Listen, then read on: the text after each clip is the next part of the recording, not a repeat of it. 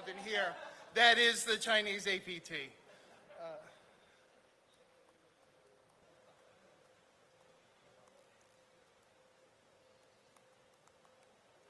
All right.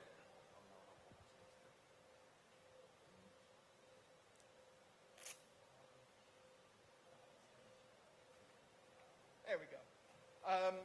So I was hoping y'all would play Signs, Signs Everywhere There's Signs, because I don't think anybody in this audience is old enough to actually recognize that song. But this is only for old people, which, James, to your point, you left off stage 4.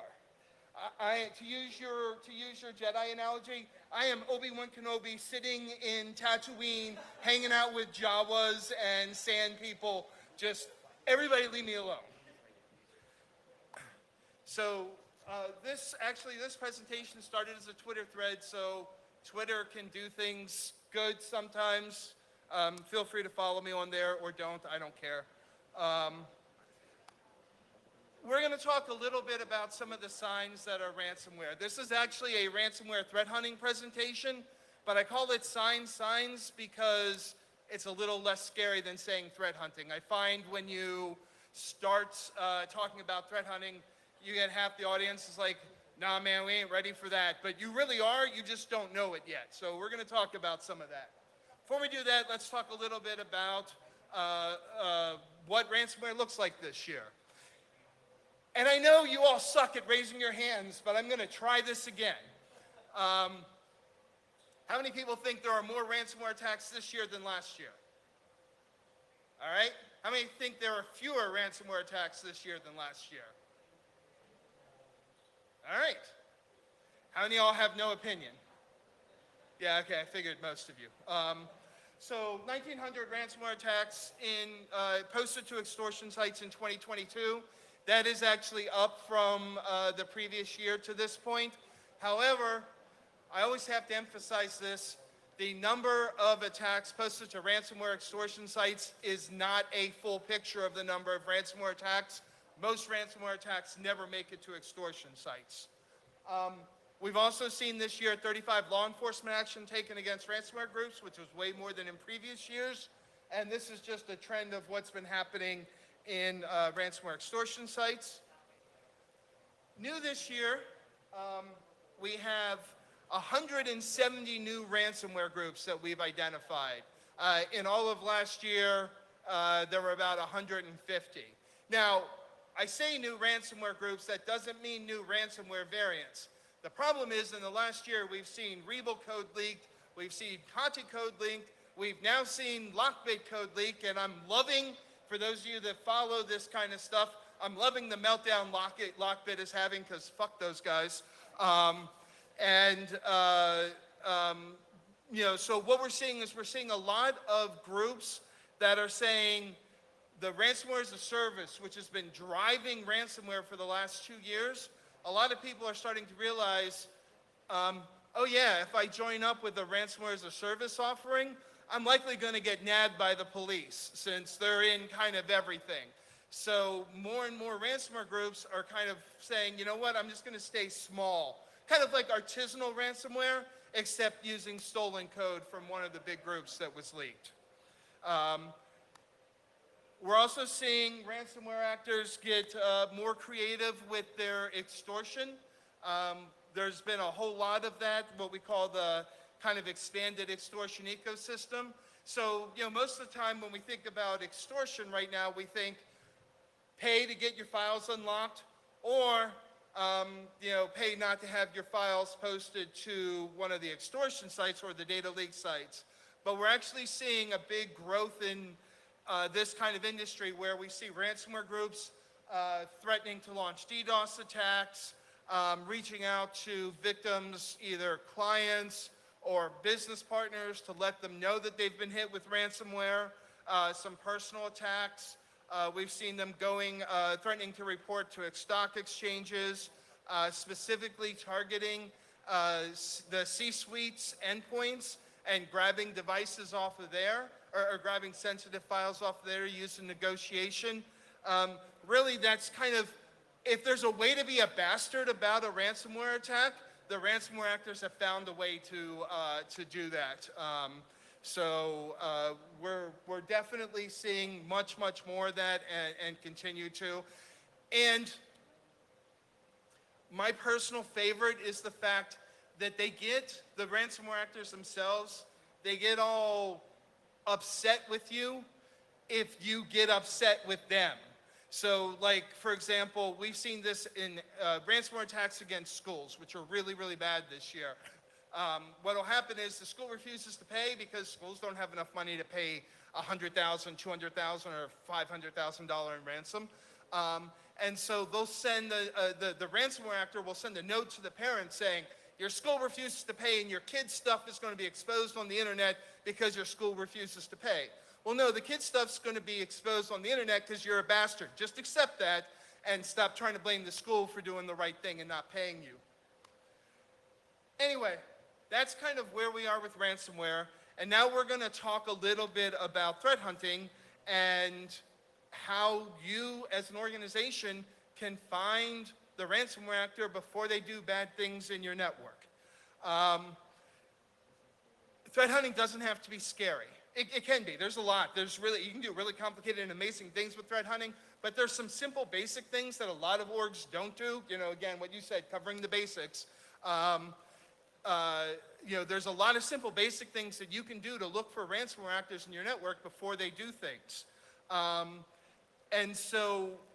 But most organizations don't do that, and we're going to help you get ahead of them. Before I do that, I want to talk really quickly about the dwell time. If you Google, hey, how long is the average ransomware actor in your network, you'll come up with a number 43 days. That's wrong. Please don't believe that. You don't have 43 days to find the ransomware actor. Now, you also see, like, if you look at DFIR report, which I love, if you get a chance, sign up for DFIR report, get their regular reports. They do a great job of really sharing valuable information. They'll have headlines like ransomware initial access to deployment in 5 hours. It's usually more than 5 hours. You normally have a couple days to maybe a week between when the initial access broker gains that first access and when ransomware is finally deployed. So you do have some dwell time. You do have time to find the ransomware actor. You just don't have the 43 days. And also, and we'll talk about this more in a minute. I can't step away, I guess. There's normally more than one party involved in a ransomware attack. You have the initial access broker and you have the ransomware actor. Just keep in mind that when you are talking about the stages. So let's talk about what a ransomware attack looks like. This is what most ransomware attacks look like. All right? You start with your initial access, and your initial access is normally carried out by a third party, not the actual ransomware actor. There are a number of ways that ransomware actors gain that initial access. You have phishing, credential stuffing, and reuse, and I can tell you that credential stuffing and reuse, for the most part, has overtaken phishing. There are a couple of groups that still heavily rely on phishing, but most groups that are using initial access brokers love credential stuffing and credential reuse because there's like 10 billion, and that's not an exaggerated number. There are literally 10 billion credentials available for sale or free on underground markets. I will not use the term dark web. That's a made-up marketing term, and every time that somebody uses dark web in a presentation today, you usually have to get a shot from these people and drink it. I'm pretty sure it's somebody at CrowdStrike that made up that term too. So blame Aaron every time you have to take a drink.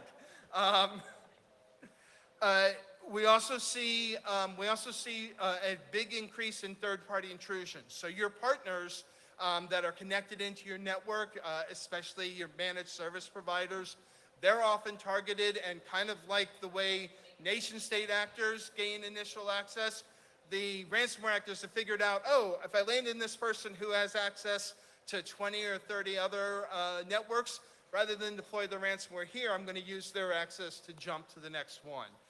Big increase in that, and you definitely want to keep an eye on that. Exploitation, last year we tracked 52 different exploits that were used by ransomware actors to gain initial access. To be clear, All but one of those, that was the Kaseya attack, were known exploits that there was already proof of concept code out for. So while the ransomware actors have the money to build out 0 days and so on, for the most part, they don't have to, because y'all don't patch your stuff. I hate to be rude, but it's true. There's too many networks out there that are leaving things exposed to the internet, especially VPN concentrators, which ransomware actors love to hit, and nation states love to hit them too, are out there unpatched. They find them, they patch them, and then bam. The new thing that we're seeing that a lot of ransomware actors are interested in, specifically Lockbit and Lapsus, insider threat. They're looking to pay employees in your company to click on a link, install a USB drive, whatever. We saw this last year with Tesla. They offered him $1 million they offered a guy at Tesla $1 million to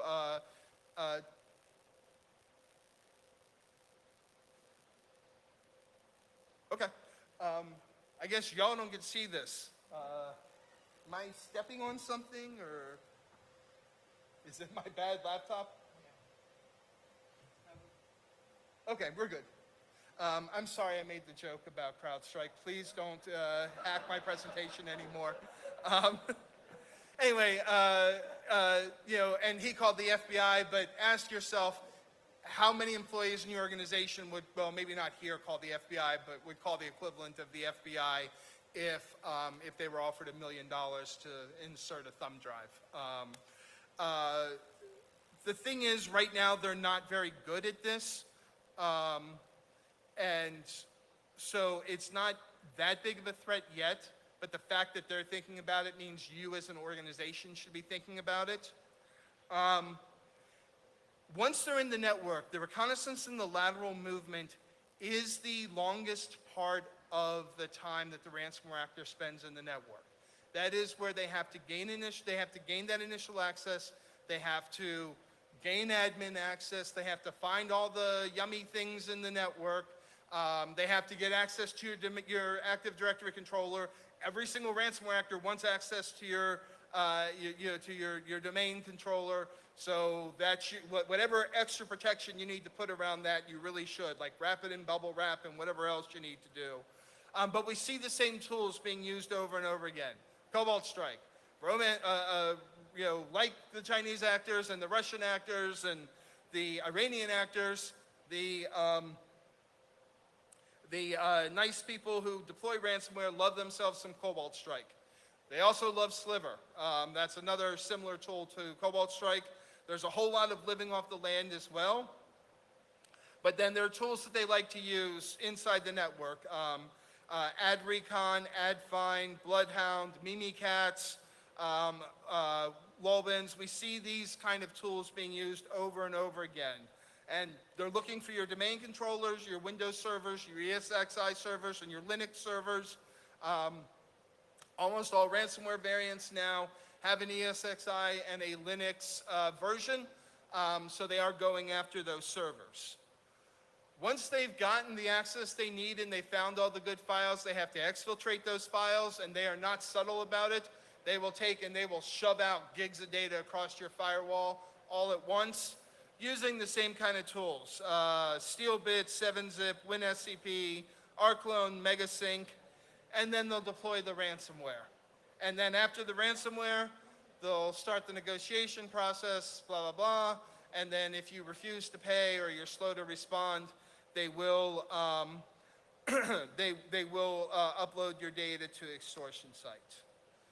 So when we talk about the kind of things that we're going to talk about when we get to threat hunting, every network's a little bit different. So you're going to see a lot of Yara rules, Signal rules, and other things that I'm going to share with you that may work in your network, they may not. The idea is to take this intelligence, wherever you get it from, you want to use that to build your threat hunting packages in your network, refine those searches, and record them into your regular security workflow. So with few exceptions, most of the new intelligence that you get should not be a regular threat hunting pattern. It should go into your security workflow after you've refined it and then given feedback to the source to say, hey, again, to your point about sharing, you want to make this better. Effective threat hunting only works when you have good network hygiene. I know that's obvious, but I have to say it. Like, it's one of those things that drives me nuts. If you do really good asset management or really good vulnerability management, no one's going to ask you to speak at RSA or Black Hat because that's not cool and sexy. But hey, I've got a presentation on threat hunting, and it really doesn't matter whether or not you've done the basics. You can have threat hunting, and that'll get you invited to speak at RSA and Black Hat because it's cool and sexy. Number one thing, you spent all this money on your endpoint detection tool. First thing the ransomware actor is going to do when they get in the network is shut that off, because they know whatever detection tool you have in there will probably detect their activity. So the number one thing I tell people, if you take anything away from this presentation, alert and react when a third-party process shuts off your endpoint detection tool, because it's probably a bad thing that is getting ready to get started in your network. Too many organizations don't do that. It goes off, it's a low-level alert. When you check it 3 weeks later, it's already too late. You've been hit with ransomware. So log when a third-party tool shuts off your endpoint detection. For initial access, QuackBot. QuackBot, for those ransomware groups that are deploying a loader, or the initial access brokers that are deploying a loader, QuackBot is a really great tool, is a tool that they often use. We see QuackBot associated with a lot of different ransomware groups and other malware as well. So this is a YAR rule for detecting QuackBot. So if you have some sort of EDR or EDX tool, you can plug this in and look for QuackBot alerts. SOC Ghoulish, same thing. So SOC Ghoulish is part of a lot of different phishing campaigns, and you'll see a lot of different variants of SOC Ghoulish. So having signature detection, looking for YAR roles. SOC Ghoulish is basically an obfuscated JavaScript. So there are ways to detect it, again, through EDR or through your mail program, your mail security system, if your mail security system allows the ingestion of YAR roles, which is always a good thing to find out.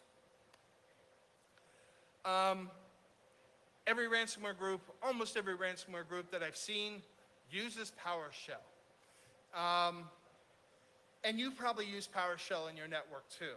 So this is kind of the exception to the rule of the workflow. This is more of like a SANS type of threat hunting, or or if you've ever taken any of Chris Saunders' course, his course on threat hunting. So first thing I'm going to tell you is, if you're not logging PowerShell, you should be logging PowerShell. And I get it. You're already logging too much stuff, right? I don't know how old y'all are, but I remember when Splunk used to be the cool fun company that handed out all the fun t-shirts at conferences, and now it eats up like half of your security budget because you've got so many things that you want to log into it. And so I'm telling you, yes, log PowerShell, and yes, I know it's going to cost you another $50,000 a year to log all the PowerShell in your network, but there's so much value to be gained by threat hunting for PowerShell. So just like anything else, there are certain things that the ransomware actors love to do with PowerShell. They love to disable admin accounts or create new admin accounts. So you want to look for those kind of activities in PowerShell. Look for new scripts, things that haven't been previously run. Your admins probably have, your IT team probably has a lot of PowerShell that they run in the network, but those scripts have been around for a long time. They run fairly regularly. So looking for new scripts is a great way to find PowerShell, and that's a real easy threat hunting search, because it's like, oh, hey, this script's never run before. Let's go check it out. So this is the kind of like training wheels threat hunting that you can do. Once you've baselined the PowerShell of your network, this is a great way to get started. Scripts running at odd times, especially the Russian threat actors, they love to do things on Friday night and Saturday night, so looking for them at odd times. And then what else? And this is where your unique network means that you have to find the things that are different to your network. I'm not going to know everything that is unusual about your network, but you should. Once you've built that baseline, anything that stands out from that baseline is something you should be investigating. Sensitive commands. I'm not talking about porn. I'm talking about sensitive commands that are used in a lot of ransomware attacks. Ransomware actors love to use whoami, task list, sysinfo, ipconfig-all. There are a few other commands that the ransomware actors regularly run.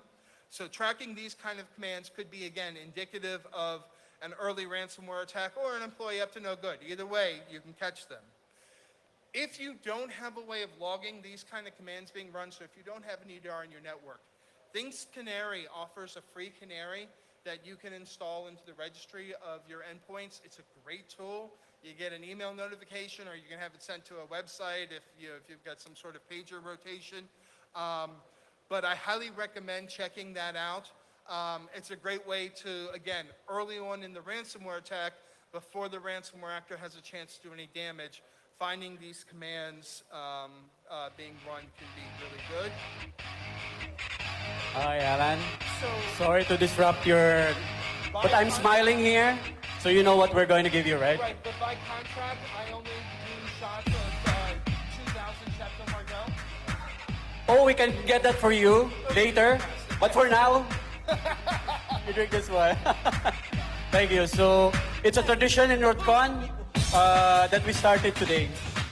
So, go. Ladies and gentlemen.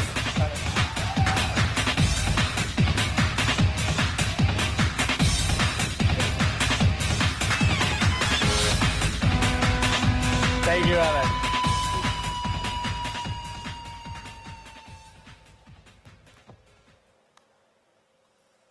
All right. Looking for GUIs. So, ransomware actors tend to be a bunch of Gen Zs that don't know how to use the command line because they suck. I'm only saying that because I'm drunk. Honestly, the problem is, as an American, by law, I'm required to have a Diet Coke every 2 hours, and I haven't had one since I've been in country, and I'm starting to go into withdrawal. Seriously, ransomware actors love their GUIs. They love to use Screen Connect, AnyDesk, Splashtop, any other remote GUI products that are out there. If your organization doesn't allow the use of those GUIs, and you probably don't, that's a great thing to look for inside your network. And again, if you have CrowdStrike, you can load those hashes in because they're legitimate tools. The hashes don't change that often. You can load those hashes, and anytime they pop up, you can go ahead and you can alert on those and investigate. Cobalt Strike. This is a little more advanced, but there are a lot of really great Yara rules and Sigma rules for finding Cobalt Strike, and there are a lot of tools that are built into EDR. I know a lot of you are taking pictures of this, which probably sucks. I did send the presentation over to the organizers. And you're welcome to take all the pictures you want, believe me. It's probably easier to cut and paste out of the presentation, so feel free to send that out to anybody who wants it. So looking around for indicators of Cobalt Strike is a great way to do it. The nice thing is, for the most part, they're using older versions of cracked Cobalt Strike because the newer versions haven't been cracked yet. So again, you can find the hashes and you'll be able to use them. The other thing you can look for, though, which I find really interesting, and again, and I apologize for making you collect even more logs, if you've got Sysmon and you're running Sysmon in your network, which again you absolutely should be, Cobalt Strike creates default pipes or beacons, and they use pipes formatted as MSSE-4 numbers-server. That is consistent. Now, you can change that, and if you're a red teamer, you'll probably go and change that. For whatever reason, the ransomware actors don't.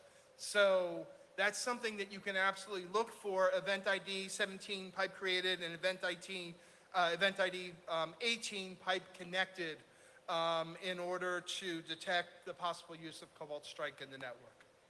At the very least, you catch your red teamers trying to do things in your network, and the blue team wins one. So it's all good. AdFind is a tool that we don't see a lot of people talking about, but almost every ransomware campaign I've been in hasn't, not been in as in investigated, just to be clear. It's gone, there's at least 6 different ransomware groups, and with affiliate structure and so on, that means there are probably dozens, if not hundreds, of affiliates using it. But AdFind is a way of basically doing analysis of the Active Directory server, and this is a Sigma rule for detecting AdFind. There are a lot of really good ones. Florian Roth maintains a fantastic collection of Yara and Sigma rules to detect ransomware actors on GitHub, so if you follow him on Twitter, you should be able to do that. Data transfer. Ransomware actors love to use mega.io for their data transfer, and any of the sort of associated domains, so mega.io, mega.nz, etc. If you don't use mega.io, if that's not an authorized service in your company, just go ahead and block it. Ransomware actors will find a way around it. They can set up another server and get the data over, but you'll have a thing to look for. You'll have an alert to look for if somebody's trying to connect out to mega.nz or mega.io. And again, look for the tools that they use to transfer data. Again, rclone, 7-zip. I will tell you, if you use Zoom in your network, the updates of Zoom use 7-zip. I found that out the hard way because we have a detection in our network that looks for 7-zip because it's not an authorized transfer tool. And when the next Zoom update happened, our screens went bright red. So lesson learned there. But rclone, megasync, 7-zip, all of these tools, if they're not authorized in your network, look for the hashes and the signatures there. That's a big way to detect the data transfer and hopefully stop it early. The other way is, and this is really network specific, again, looking for large file transfers. The ransomware actors aren't subtle. They get all the data on one box and then push it out to whatever their upload server is all at once. So looking for really large file transfers to unusual domains in your firewall logs can be a really helpful way of detecting it. Not everybody has the ability to do that or even to define what is considered a really large transfer, but it is one way to go about it. Shadow copy deletion. I always hesitate to include this one in here because while every ransomware actor absolutely does this, or every ransomware I've ever seen does this, so basically before they install the ransomware, they have to delete the local shadow copies, otherwise you'll just restore everything from the shadow copies. So you can detect the shadow copies being deleted. The problem is you have minutes to react before the encryption starts after the shadow copy is deleted. And I know most SOCs that I've seen need at least 15 minutes from when an incident happens before it hits an analyst's dashboard. By then, it's too late. Your thing's already being encrypted. Now, that being said, if you've got like a SOAR tool or something that automates, you can, hey, something just deleted all the shadow copies. Let's automate the process of killing the process that did that. So if your organization is using a SOAR tool like that where you can automate this, that's a great way to stop that. And I know some of the EDRs have the ability to do that as well built into there. You have to trust the automation there and hope that nothing else actually ever deletes all the shadow copies, which so far there's nothing I've seen which does do that. And I did it, and we're only 6 minutes behind schedule, so I haven't kept you too much from lunch. Hopefully this was helpful. I really appreciate everybody coming, and I really, really want to thank the organizers of ROOTCON for accepting my presentation and inviting me out here. This has been an amazing experience, and I love the fog. I feel like I'm in a Stephen King movie. I expect large flying insects to come out and eat us at some point today.